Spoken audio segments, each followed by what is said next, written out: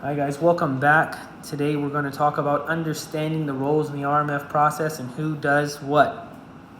So let's take a quick look at this. Maybe screenshot it. You can keep it for a later reference. But look at step one. Okay, the ISO, Information System Owner, and the ISSM, and I'm going to explain what each one of those people are. Step one is done by the ISO and the ISSM. They're going to categorize the information system together. Okay. Step two, the ISO, the ISSM, and the SCA, so ISO, ISM, and SCA, will select the controls. So you notice something here. The ISO, the ISSO, has a role yet in the first two steps. Okay, let's look at step three. The system administrator and the ISSE, and if you don't have an ISSE, this could become an SA or ISO role, configure the controls to be compliant while maintaining technical functionality. Now, technically, the ISSO shouldn't be the one doing that, but sometimes out of necessity, they have to be. There's a waiver, an AC5 waiver, separation of duties waiver that you can get signed to allow that to happen. But the ISO wouldn't even potentially have a piece of this or a role in this process yet until potentially step three, and really not until step four before the ISSO really has a responsibility, right? And that's assess. So the SCA and the ISSO will assess. The ISSO will support the assessment by providing the artifacts so the SCA can assess and verify. So it is the job of the ISSO to draft the arguments, or the artifacts rather, to submit to the security control assessor, the SCA, so that they can do their assessment. All right, step five, the ISM, the SCA, and the AO, authorizing official. When all artifacts are submitted, they must be approved by the ISM, the SCA, and finally the AO to receive an ATO. Step six, the ISO, the SA, the ISO will work together. The ISO and SA will work together to monitor the IS for compliance, and the ISO will be notified of issues and approve of changes and accept risks or not accept risks. But you'll notice that step four and step six is really where the ISSO is involved. Okay. Besides that, it's going to be other folks. So sometimes people, when someone's learning to be an ISSO, they go, you really need to understand the RMF process, and you do, but understand that not each one of the steps is going to be the ISSO's responsibility. In fact, most of them are not. All right. So the information system owner. What is the information system owner? Okay, we kind of went over who did what, but the information system owner is responsible for the overall management and security of the information system. They're the owner.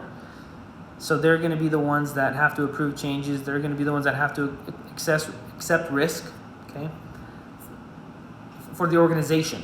Okay. Now the approving authority will have to accept risk for the approving authority's organization, but for the organization that owns the information system owner is the one in charge. It could be the program manager, it could be the director, it could be the chief engineer, or whoever has been given that responsibility.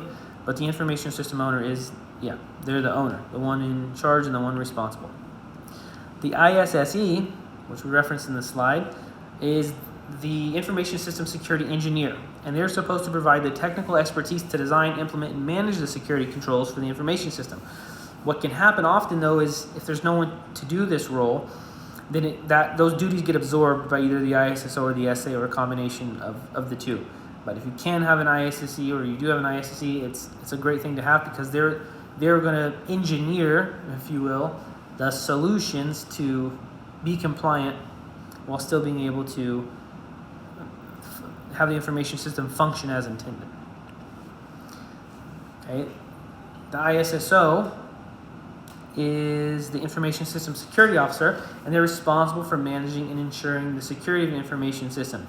In particular, step 4 and step 6.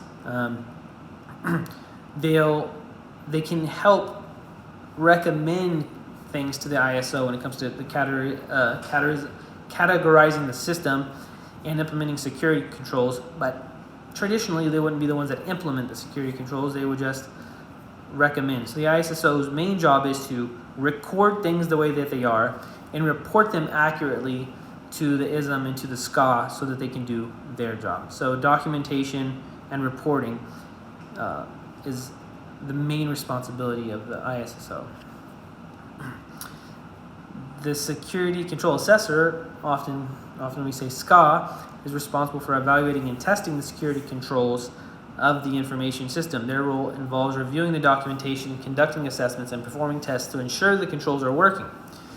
So they're the ones that are going to have a big step in assessing, and also going to have a large part of approving the actual ATO. The authorizing official is responsible for making the final decision on whether the information system can operate based on its security posture. After reviewing the assessment report, evaluating the risks, evaluating all the artifacts, the AO will decide, in conjunction with the ISM and the SCA, whether they'll grant an ATO or not. Okay.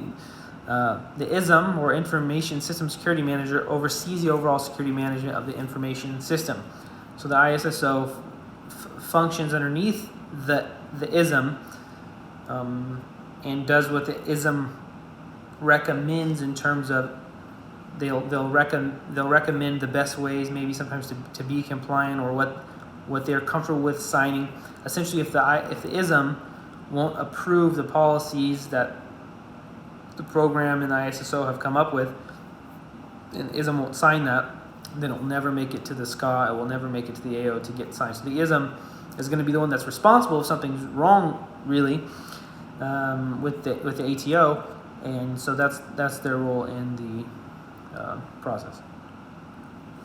The system administrator is responsible for the day-to-day management and operation of the information system, mainly the function of the information system, but in this context, the system administrator is also going to help the organization reach and maintain compliance. You can't do it without the system administrator, and like I said, you'll often end up taking on the role of the ISSE if there isn't one, and the SA becomes the ISSE in that case. So their role is crucial in maintaining the system security by ensuring that the controls are effectively applied.